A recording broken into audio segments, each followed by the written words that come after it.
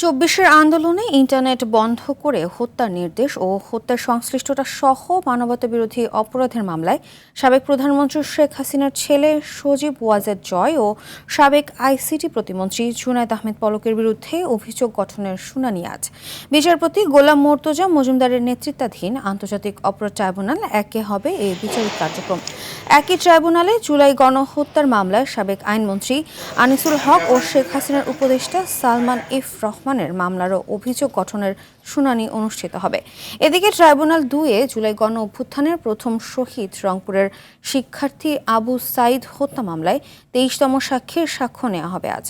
একই ট্রাইব্যুনালে আশুলিয়ার ৬ লাশ পোড়ানো সহ ৭ জনকে হত্যা মামলায় সাক্ষ্য নেওয়া হবে। এছাড়া ট্রাইব্যুনাল ১-এ রাজধানীর চানখারপুলে ৬ জনকে হত্যা মামলায় সাফাই সাক্ষীর সাক্ষ্য গ্রহণ এবং রামপুরায় কার্নিশে ঝুলে থাকা ব্যক্তিকে গুলি করা সহ ২ জনকে হত্যা মামলায়ও সাক্ষী নেওয়ার কথা রয়েছে।